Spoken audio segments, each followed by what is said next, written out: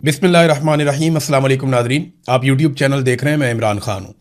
पाकिस्तान के मीडिया में रोला पड़ गया कि एक औरत पकड़ी गई है जो मनशियात बेचती है और उसके ऊपर लगातार ट्रांसमिशंस चल रही हैं, टॉक शोज़ हो रहे हैं। रोला पड़ा हुआ है कि जैसे बहुत बड़ा कोई वाक़या हो गया। पाकिस्तान में निज़ाम ही दो नंबरी करता है तो किसी एक औरत के दो नंबरी करने से क्या हुआ। इस तरह के तो बेशुमार लोग हैं। हर गली कूचे में, हर मोहल्ले में इस तरह के लोग आपको मिल जाते हैं जो सिस्टम के लिए काम करते हैं। यानी ये वो लोग होते हैं जो पैसा कमाते हैं, सिस्टम को भी कमा कर देते हैं, खुद भी कमाते हैं। अब ये अनमोल नामी औरत है, इसके कुछ चैलेंजेस वगैरह भी ऑडियोज आ रही है। फिर ये पकड़ी गई, इसको ले जाया गया अदालत के अंदर, ये वहाँ चौड़ी होके जा रही है और वो फिर रही है इस तरीके से जैसे एक आज़ाद औरत है। तो बदमाशों वाला अंदाज है। देखिए, ये टिकटॉक्स बनते हैं, हथकड़ियों में बंदे पकड़े हुए होते हैं और जब वो पेशी पे आते हैं तो उनके बाकायदा टिकटॉक्स बनाए जाते हैं और सोशल मीडिया के ऊपर वायरल किए जाते हैं। ये पाकिस्तान में चीज़ें ट्रेंड कर रही हैं। रिटायर पुलिस अफसरान बैठ के बदमाशों के किस्से सुनाते हैं और उससे वो यूट्यूब के ऊपर अपने चैनल चला रहे हैं। ये रिटायर पुलिस अफसरान हैं, वो उनकी दिलेरी के वाकयात बता रहे होते हैं बदमाशों की, जो जराइम पेशा लोग हैं उनकी, कि जनाब वो बड़ा दलेर था, वो ऐसे काबू आया, वो बड़ा बहादुर था। तो नौजवानों को आप क्या सिखाना चाहते हैं? तो आजकल अब एक नया ट्रेंड भी, यानी ये नया ट्रेंड है, जराइम पेशा अफराद को जो है वो ग्लोरीफाई कर करके बताया जाता है और बार बार बताया जाता है, उनकी दिलेरी के वाकयात बताए जाते हैं। ये जो इस औरत ने किया है ये नॉर्मल है हमारी सोसाइटी में। सिस्टम ऐसे लोगों को खुद बनाता है, फिर ऐसे लोगों से फायदा उठाता है। लेकिन जो लोग सिस्टम के खिलाफ हो जाते हैं, मिसाल के तौर पर अगर मिलिट्री एस्टेब्लिशमेंट के मफाद के खिलाफ है ना कोई इस मुल्क में, तो उसका बुरा वक्त आ गया। लेकिन अगर आप मिलिट्री एस्टेब्लिशमेंट के खिलाफ नहीं हैं और आप जो मर्जी जराइम करें इस मुल्क के अंदर, तो सिस्टम आपको प्रोटेक्ट करता है, सिर्फ अपना हिस्सा लेता है आपसे। पाकिस्तान में लाकानूनियत और दो नंबरी ऐसे ही तो नहीं। ब्यूरोक्रेट्स के बच्चे जो है वो पूरी दुनिया के महंगे तरीन स्कूलों में रहते हैं, पढ़ते हैं, यूनिवर्सिटियों में पढ़ते हैं। यहां पे प्राइवेटली किसी बच्चे को पढ़ाना मुमकिन ही नहीं है। पाकिस्तान से बच्चे आकर जो यहां पे दाखिले ले लेते हैं ना, बड़े बड़े लोगों के, जर्नैलों के बच्चे आ जाते हैं, ब्यूरोक्रेट्स के बच्चे आ जाते हैं, वो आकर यहाँ पे दाखिले ले लेते हैं जिन कॉलेजेस में, यूनिवर्सिटीज में। मैंने यहाँ पता करवाया, या तो बहुत पैसा लगता है, तो इतना पैसा तो ये कमा नहीं सकते 10 साल में जितना इनका बच्चा 1 साल में यहाँ पे खर्च देता है। और बेशुमार जो है वो सिस्टम के अंदर लोग ऐसे ही काम करते हैं। अभी इस्लामाबाद वाले स्कैंडल में ब्यूरोक्रेट्स के पैसे फंसे हुए हैं, सरकारी अफसरान का पैसा फंसा हुआ है, करोड़ों रुपए एक एक बंदे ने लगा दिया। अब वो करोड़ों रुपया उसके पास आया कहां से, ये सवाल कोई नहीं पूछेगा। तो अगर आप यास्मीन राशिद है ना, या आप मारंग बलोच हैं, या आप ईमान मजारी हैं, या आप सनम जावेद या उनकी बहन है, या आलिया हमजा है, या तैयबा राजा है आप, तो आपको जलील और रुस्वा किया जाएगा। लेकिन अगर आप अनमोल पिंकी हैं तो फिर आपके लिए यह सहूलत मैसर रहेगी। बहरहाल मीडिया ने जोर दूर लगा के इस औरत के लिए मुश्किलात पैदा की है, लेकिन 2-4 दिन, इससे ज्यादा कुछ नहीं होगा। चीजें नॉर्मलाइज हो जाएंगी जैसे माजी में होती रही हैं। आपको याद है एक नौजवान शाहजेब को कत्ल किया गया था, शाहरुख जतोई ने कत्ल किया था सिंध में। उस केस का क्या बना? कुछ भी नहीं हुआ। वो बड़े प्रोटोकॉलों के साथ वो बंदा रहा। वो कभी जेल में होता था, कभी बाहर होता था, कभी वीवीआईपी होता था, फिर वो चला गया छूट के। नादरीन, सुहेल आफरीदी साहब ने हुकूमत को एक अल्टीमेटम दिया है। देखिए, सुहेल आफरीदी की बड़ी ऑकवर्ड सिचुएशन है। लोग अब उनसे बड़े सख्त सवालात करते हैं, लोग उनके गले पड़ते हैं, उनको पूछते हैं जनाब बताओ इमरान खान बाहर कब आएगा? आपने तो बहुत बड़े बड़े दावे किए थे।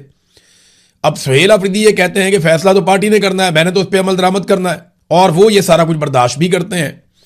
तो उन्होंने हुकूमत को 1 हफ्ते का अल्टीमेटम दिया। ये फंस गए सुहेल आफरीदी साहब। मैं जाती तौर पे ये काफी अरसे से सोच रहा था कि सुहेल आफरीदी इस आसाब की लड़ाई में तंग आकर जिस दिन अल्टीमेटम दे देगा ना, उस दिन फंस जाएगा। क्योंकि जब आप अल्टीमेटम दे देते हैं ना कि 1 हफ्ते के अंदर अगर आपने ये काम ना किया तो फिर मैं ये कर दूंगा, वहां आप फंस जाते हैं। और यही काम जब प्रेशर पड़ा था तो अली अमीन गंडापुर ने भी कर दिया था। अब 1 हफ्ते के बाद सुहेल आफरीदी साहब से यह सवाल किया जाएगा, जनाब जो आपने अल्टीमेटम दिया वो टाइम पूरा हो गया, बताएं आपने क्या एक्शन लिया? वो लोग भी सवालात करेंगे जिन्होंने सड़क पे नहीं आना, और कई लोगों का तो बनता भी नहीं है बेचारों का सड़क पे आना। मुराद सही तो नहीं निकल के आ सकते सड़क पे। कुछ और लोग भी हैं जिनके ऊपर मुकदमात हैं बड़े खौफनाक, या जिनको ऐसा लगता है कि सिस्टम कत्ल ही कर देगा। हाँ, अगर सारा पाकिस्तान निकला है फिर तो सभी निकल आएंगे, फिर तो इमरान खान भी जेल से बाहर आ जाएगा। बहरहाल सुहेल आफरीदी ने एहतजाजी धरना खत्म करते हुए हुकूमत को 1 हफ्ते का अल्टीमेटम दिया। इमरान खान साहब की फैमिली की दोबारा मुलाकात नहीं करवाई गई और उन्होंने कहा कि आज भी इमरान खान साहब से ना फैमिली की मुलाकात करवाई गई, ना पार्लियामेंटेरियंस की, और ना जाती डॉक्टरों को मिलवाया गया। सूबे के चीफ एग्जीक्यूटिव की आमद के बावजूद रुकावटें खड़ी की गई और पार्टी रहनुमाओं के साथ बदतमीजी की गई। वजीर आला ने कहा कि इमरान खान साहब की सेहत, खसूसन आंखों के मसले पर शदीद तशवीश है, लेकिन हुकूमत इलाज और अस्पताल मुंतकली की इजाजत नहीं दे रही। इमरान खान को फौरी तौर पर फैमिली और जाती डॉक्टर्स की निगरानी में अस्पताल मुंतकिल किया जाए। अगर सूरत हाल ना बदली तो आइंदा मंगल को ज्यादा सख्त रवैये के साथ दोबारा अडयाला जेल पहुंचेंगे। देखें, ज्यादा सख्त रवैया क्या होगा, क्या इसकी इंटेंसिटी बढ़ती जाएगी? एक वक्त आएगा हुकूमत ताकत के बलबूते पे रोकने की कोशिश करेगी, फिर आपको लाखों लोग लेकर आने पड़ेंगे, जो अभी तक हो नहीं पाया। और पिछली मरतबा अली अमीन गंडापुर 2 मरतबा निकल गए वापस लोगों को छोड़कर। सुहेल आफरीदी के लिए यह बहुत मुश्किल होगा कि वो अली अमीन गंडापुर वाला एटीट्यूड अपनाए, इसलिए उनकी ये कोशिश होगी कि उनको ना जाना पड़े और उनके जाए बगैर काम हो जाए। लेकिन अगर उन्हें जाना पड़ गया तो इस मरतबा सूरत हाल कुछ और निकलेगी। नादरीन, गिलगित बल्तिस्तान में काजी फायज ईसा की यादें ताज़ा होगी। देखिए, जब जब कोई जुल्म करेगा ना पाकिस्तान में, ना इंसाफी करेगा, जब जब कोई ज्यादती करेगा, तो देखें काजी फायज ईसा की कैसी किस्मत है कि लोग काजी फायज ईसा को याद करेंगे और उसको बददुआएं देंगे। कैसी बात है। एक ऐसा मुनसिफ पाकिस्तान में रहा जिसने बेशर्मी और ढिठाई से वो कुछ किया पाकिस्तान के अंदर, ऐसा जुल्म किया पाकिस्तान के अंदर और इंसानी हकूक की ऐसी ऐसी पामालियों को होने दिया उस मुनसिफ ने पाकिस्तान के अंदर कि आज उस शख्स को स्याह हरूफ में याद किया जाता है, गंदे अलकाब उसको दिए जाते हैं। वजह क्या है कि इस आदमी ने वो जुल्म और ज्यादती की और ऐसी जानिबदारी दिखाई जो काजी के मनसब के शाया निशान ही नहीं था। हाँ, जजेस करते हैं 2 नंबरियां, थोड़ा इधर उधर कर देते हैं, लेकिन काजी फायद ईसा ने तो कमाल ही कर दिया था। देखें, गिलगित बल्तिस्तान के इलेक्शन में क्या हुआ। काजी फायद ईसा ने क्या किया था इलेक्शन से पहले, चंद दिन पहले पाकिस्तान तहरीक इंसाफ का इंतखाबी निशान छीन लिया था। फिर तहरीक इंसाफ ने कभी इस निशान पे, कभी इस निशान पे, कभी इस निशान पे इलेक्शन लड़ा।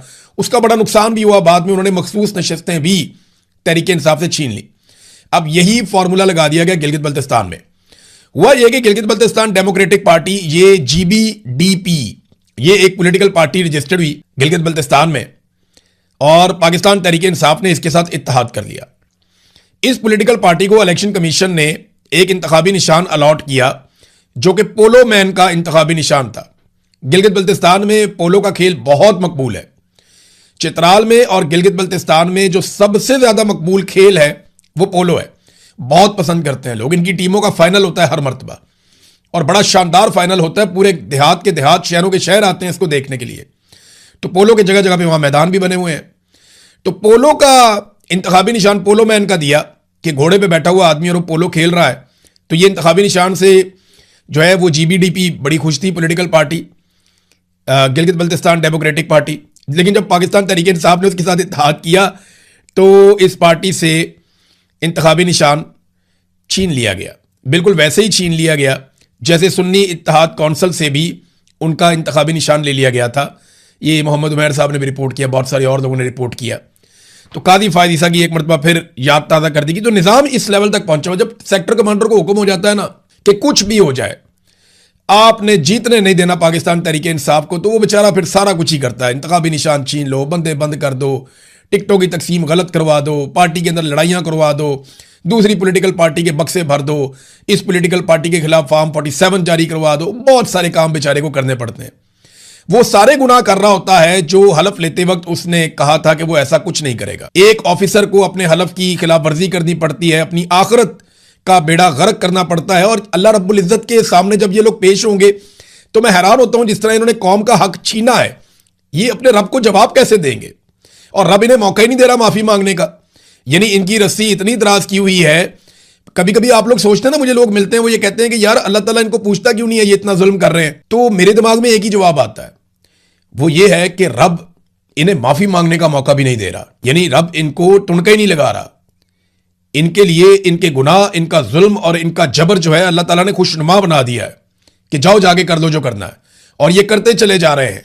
ये समझते हैं कि ये इस्लाह कर रहे हैं, हालांकि ये पाकिस्तान की बर्बादी कर रहे हैं और सबको नजर आ रही है होती हुई। और इन्होंने रब को जाके जवाब देना है, तो इनको तो माफी का मौका भी नहीं मिल रहा। इनकी रस्सी इतनी दराज हुई है नाजरीन। और रस्सी दराज का यानी आप यहां से अंदाजा करें ना कि ये अपनी तशहीर के लिए कैसे पैसा खर्च करते हैं। ये एक जर्नलिस्ट हैं और उन्होंने पंजाब से खबर दी है। खबर बड़ी इंटरेस्टिंग है। अनवर सुमरा साहब हैं और इन्होंने खबर दी और खबर में बताया कि मरियम नवाज साहिबा ने कितने अरब रुपए अपनी जाती तशहीर पे, टिकटॉक्स बनाने के ऊपर, डिफरेंट सोशल मीडिया के ऊपर खर्च कर दिए। आपने देखा होगा बहुत सारे, एक बात याद रखिएगा, सोशल मीडिया के बहुत सारे इन्फ्लुएंसर ने वो बड़ी खामोशी से हर वीडियो में 2 वीडियोस के बाद कहीं ना कहीं पंजाब हुकूमत की, मरियम नवाज की तारीफ करके चुप करके नीवे नीवे होकर निकल जाते हैं और नोटिस नहीं हो रहे। लेकिन वो बारीक वारदात लगातार डालते चले जा रहे हैं। कभी उन्हें पंजाब गवर्नमेंट के किसी प्रोजेक्ट पे पहुंचा दिया जाता है, उसकी तारीफें करते हैं, निकल जाते हैं। कभी उन्हें मरियम नवाज की गुजरते गुजरते कहीं पे कोई एक तारीफ कर देते हैं, निकल जाते हैं। कभी बाजार में जाते जाते कोई चीज उनको दिखाई जाती है। ये सब प्लानिंग के तहत हो रहा है और इसके लिए पैसा खर्च किया जा रहा है। पहले साल मरियम नवाज ने जो पैसा खर्च किया वो 7 अरब रुपया सरकारी, यानी आपका और मेरा 7 अरब रुपया मरियम नवाज ने खर्च कर दिया। और इसमें से ज्यादातर पैसा अपने चहीतों को दिया गया, ऐसी कंपनियों को जो उनके चहीतों की हैं। और ये सोशल मीडिया पे मरियम नवाज की टिकटॉक पे इधर उधर ये सारी तारीफें करने पे पैसा लगाया गया।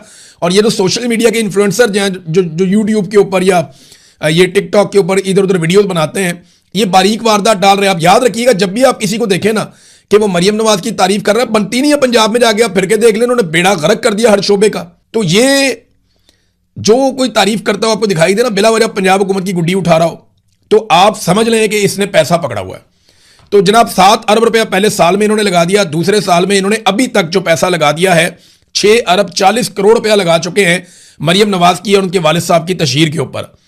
और 4 अरब रुपए इन्होंने कहा जी मजीद हमने लगाने हैं। आप ये सारा पैसा इकट्ठा कुट्ठा करें ना, तो ये लगभग 16 अरब रुपए के आपको अभी तक पड़ गए। 16 अरब रुपए के ये आपको अभी तक पड़ गए हैं। मरियम नवाज की जाती तशहीर पे इतना पैसा खर्च कर दिया गया है। और अब तीसरे माली साल के लिए इन्होंने जो पैसा मांगा वो पता कितना है? वो 12 अरब रुपया इन्होंने कौम से मांग लिया है। अगर आप सालाना जो है वो 10 भी लगाएं ना, 9-10 भी आप लगाएं, तो 40 से 50 अरब रुपया मरियम नवाज 5 साल में, और आखिरी साल में ये दुगना पैसा खर्च करेंगे। तो 50 अरब रुपए से जायद ये अपनी जाती तशहीर पे वो पैसा लगा देगी जो कौम का पैसा है। और थोड़े दिन पहले आपने सुना था, मैं तनख्वाह नहीं लेती मगर प्रेशर लेती हूं, मैं तनख्वाह नहीं लेती मगर जहाज लेती हूं, मैं तनख्वाह नहीं लेती मगर प्रोटोकॉल लेती हूं, मैं तनख्वाह नहीं लेती लेकिन अपनी बेटी को, अपने दामाद को, अपने रिश्तेदारों को, उसकी सहेली को, मैं उन सारों को लेकर जहाज में बिठाकर बैरून मुल्क के दौरे लेती हूं, झूले लेती हूं मैं, और उनको भी लेकर देती हूं। और कौम का 50 अरब रुपया मैं खर्च करने का मंसूबा बनाती हूं कि मेरी जाती तशहीर के ऊपर कौम का पैसा लग जाए। तो यह है नादरीन इस सूबे की सूरत हाल, जहां पे 60% लोगों के पास पीने का साफ पानी नहीं है। ये वो सूबा है जहां पे 1 करोड़ से ज्यादा बच्चे जो है वो स्कूलों से बाहर हैं, और बेशुमार चीजें हैं इस सूबे के अंदर। तालीम जो है उसका क्या इन्होंने हाल कर दिया, पकड़ के प्राइवेटाइज करते जा रहे हैं। अस्पतालों का इन्होंने क्या हाल कर दिया, उनको प्राइवेटाइज करते जा रहे हैं। डॉक्टर्स रुल गए हैं, टीचर्स रुल गए हैं, पैरामेडिकल स्टाफ जो है वो सड़कों पे है। जो गरीब मुलाजमीन है उनकी तनख्वाहें बढ़ाते हुए इनको मौत पड़ती है, जनाब हम तनख्वाहें नहीं बढ़ा सकते, हम तो कटौतियां करेंगे। और अपने जाती मशहूरी के लिए ये कौम का पैसा कैसे उड़ा रहे हैं, ये आपके सामने है। नाज़रीन, पाकिस्तान में ना एक रिपोर्ट आई है पाकिस्तान के हवाले से, और ये एक खामोश बगावत की रिपोर्ट है। ये रिपोर्ट है क्या? ये एक क्रिस मेडर, ये एक शख्सियत है और एक तज्जियाकार है, और ये एक्सपर्ट है फ्यूचर के हवाले से जो प्लानिंग हो रही है उसको आइडेंटिफाई करके उसके ऊपर अपना ओपिनियन देने में। और इनकी एक्सपर्टी है बरकी इंफ्रास्ट्रक्चर में, यानी जो जितना भी इलेक्ट्रिक सिस्टम दुनिया के अंदर कन्वर्जन आ रही है ना, कि आप फ्यूल को छोड़ के, बाकी चीज़ों को छोड़ के आप इलेक्ट्रिसिटी की तरफ कन्वर्ट हो रहे हैं। बहुत सारी चीज़ें जो हैं वो बिजली के ऊपर मुंतकिल हो जाएंगी। बिजली बनाने के नए तरीक़ेकार क्या होंगे, दुनिया में कौन सी नई बैटरीज किस तरीके से, वो सारा हर वक्त इनका काम यही है, और इनको बहुत बड़ा एक्सपर्ट माना जाता है। इन्होंने एक मजमून लिखा पाकिस्तान और शाम के बारे में, और पाकिस्तान के बारे में इन्होंने हैरान कुन इंकशाफात कर दिए कि पाकिस्तान के अंदर अवाम हुकूमत के खिलाफ एक बड़ी खामोश बगावत कर रही है, और हुकूमत को इस बात की समझ नहीं आ रही। उन्होंने कहा जी कि ये एक डिसेंट्रलाइज्ड सोलर सिस्टम एक पाकिस्तान में लग रहा है, यानी एक ऐसा सोलर सिस्टम पाकिस्तान में लोग लगा रहे हैं जिसका वफाकी हुकूमत या किसी भी हुकूमत के साथ कोई ताल्लुक नहीं है। पाकिस्तान में ये रुझान बहुत तेजी से बढ़ रहा है, और इसकी वजह यह है कि हुकूमत लगातार बिजली की कीमतें बढ़ाती चली जा रही है। उन्होंने कहा कि पाकिस्तान में जो आदाद शुमार हुकूमत देती है वो गलत है। 2025 के आखिर तक पाकिस्तान ने मजमूई तौर पर, अब ये डाटा इन्होंने कैसे इकट्ठा किया, क्योंकि ये एक्सपर्ट है, पूरी दुनिया से डाटा मंगाते हैं कि किस किस कंपनी ने कितने कितने सोलर पैनल्स बनाए और किन किन ममालिक को वो फरोख्त किए गए। तो इस डाटा के मुताबिक ये बताते हैं कि पाकिस्तान में मजबूरी तौर पर 51.5 गीगावाट के सोलर पैनल्स दरामद किए गए, मंगवाए गए हैं। 51.5 गीगावाट। 1 मेगावाट जो है ना, यानी 1 गीगावाट के अंदर 1000 मेगावाट होते हैं। 1 गीगावाट में 1000 मेगावाट होते हैं। पाकिस्तान की टोटल बिजली बनाने की जो सलाहियत है, अगर पूरी पाकिस्तान लगा दे, सारे आईपीपी चल जाए, हर चीज फुल टाइम चले, तो लगभग 40 से 43,000 इतना बनता है। पाकिस्तान की टोटल जो जरूरत है वो भी इतनी ज्यादा नहीं है। तो दिन के वक्त अगर पाकिस्तानी धूप निकले और बिजली बनाए सोलर से, तो जो पाकिस्तान ने इंपोर्ट किए हैं वो उनकी मिकदार है 51.5 गीगावाट। ये सोलर पैनल पाकिस्तान में आ चुके हैं, लेकिन नेट मीटरिंग और सरकारी रिकॉर्ड के मुताबिक ये सिर्फ 5.3 से 6.8 गीगावाट तक ही दर्ज है। यानी इन्होंने जो दर्ज किया हुआ है उससे 10 गुना कैपेसिटी है पाकिस्तानियों के पास सोलर को इस्तेमाल करने की। अब लोग खामोशी के साथ अपनी छतों पे हर जगह पे सोलर लगा रहे हैं और सरकार के सिस्टम से निकलने की कोशिश कर रहे हैं। अगर फ्यूचर में चाइना ऐसी बैटरियां दे देता है जो बहुत सस्ती हैं और बहुत देर तक चलती हैं, तो फिर पाकिस्तान की सरकार पाकिस्तानियों से पैसा नहीं निचोड़ सकेगी और यहां पे एक ऐसी जंग लग जाएगी कि पाकिस्तान की सरकार यह कहेगी कि जो भी अपने घर में सोलर लगाएगा सरकार उससे टैक्स लेगी, जो अभी पिछले दिनों आपने सुना भी। तो ये वो खामोश इनकलाब है जो पाकिस्तान के अंदर आया। अब ये पैसा कैसे इकट्ठा करेंगे? देखिए, चाइना का माल पाकिस्तान में नहीं रोक सकते ये, क्योंकि इन्होंने चाइना से माल खाया हुआ है। चाइना से अरबों डॉलर लिए हुए हैं, 50 अरब डॉलर से ज्यादा रकम चाइना से ले चुका पाकिस्तान। अब चाइना जो चाहे पाकिस्तान को एक्सपोर्ट करे, चाइना अपना माल पाकिस्तान भेजेगा, पाकिस्तानी कभी नहीं रोक पाएंगे। वो नई बैटरियां बनाएंगे, एक पॉलिसी के तहत पाकिस्तान में लेकर आएंगे, तो लोग वो बैटरियां परचेज करेंगे और वो पाकिस्तान में आएंगी भी और बिकेंगी भी। पाकिस्तान की मार्केट से आप चाइना को बाहर नहीं कर सकते, आपने उनका पैसा देना है। तो ये भी एक प्रॉब्लम जो है वो हुकूमत के लिए खड़ी है सामने, और ये खामोश बगावत है जो पाकिस्तान के अंदर हो रही है। नाज़रीन, बड़ी खबर ये है कि डोनाल्ड ट्रंप चीन के दौरे के लिए रवाना हो गए हैं अपनी बहुत बड़ी टीम के साथ। इसकी इतलात आपको हम नेक्स्ट वीलॉग में बताएंगे। और उन्होंने एक बात का एतराफ़ किया डोनाल्ड ट्रंप ने कि हम और चीन दुनिया की 2 सुपर पावर्स हैं। ये पहला अमेरिकी सदर है, ऐसा लगता है, जिसने अपने मुंह से ये बात का एतराफ़ कर लिया कि चाइना भी अब एक दुनिया की सुपर पावर है। और देखें ना, इस वक्त सूरत हाल भी यही है कि चीनी जहाज धड़ाधड़ गुजर रहे हैं। मैंने पिछले वीलॉग में आपको बताया था 4 जहाज, अभी 2 जहाज उसके बाद से लेकर अब तक मजीद आबनाए हुर्मुज़ में से और अमरीकी मुहासरे को अबूर करते हुए, नाकाबंदी को अबूर करते हुए वो चीन की तरफ जा रहे हैं और चीन से निकलकर दूसरी तरफ भी जा रहे हैं। तो चीनी जहाजों को नहीं रोका जा पा रहा, जंग के माहौल में उनको नहीं रोक रहे। तो इसका मतलब क्या है? इसका मतलब यह है कि चाइना लगभग सुपर पावर है। ये प्रोटोकॉल तो सुपर पावर का ही होता है और किसी का नहीं होता। और एक और चीज मैं आपको बताता हूं, बड़ी इंटरेस्टिंग है। डोनाल्ड ट्रंप एक तकरीब में खिताब कर रहे थे अमेरिका में, तो अचानक से वो घबरा गए। परिंदा आया उनके ऊपर से, यहां से गुजरा तो वो घबरा गए और घबराकर उन्होंने कहा कि मुझे लगा जैसे ड्रोन आ गया है। ये डोनाल्ड ट्रंप को क्यों लगा ये मैं आपको बताऊंगा एक पूरा वीलॉग करके। डोनाल्ड ट्रंप ने कहा कि ऐसे खतरनाक ड्रोन बन चुके हैं कि, और वो किस तरह के हैं उसके बारे में आप जानते हैं। तो ज्यादातर लोग नहीं जानते कि ड्रोन्स किस तरह के हैं और वो क्या क्या कर सकते हैं। किसी एक वीलॉग में जो मैं हथियारों की बात करूंगा वहां आपको बताऊंगा कि डोनाल्ड ट्रंप का डरना कितना दुरुस्त था। तो अमेरिकी सदर के दिमाग में ये बात कहीं ना कहीं बैठी हुई है कि उनके ऊपर अटैक हो सकता है, और यहां पे वो दिखाई भी दिया डर उनके अंदर। एक और चीज नाज़रीन, पाकिस्तान के हवाले से एक दावा किया जा रहा है और बार बार ये दावा किया जा रहा है कि पाकिस्तान ने ईरानी तैयारों को, जो उनके जासूस तैयारे हैं, उन्हें पाकिस्तान के मुख्तलिफ हवाई अड्डों पर खड़ा किया हुआ, ये दावा किया गया। और अमेरिकन के अंदर बड़ी गर्मी है इस बात को लेकर।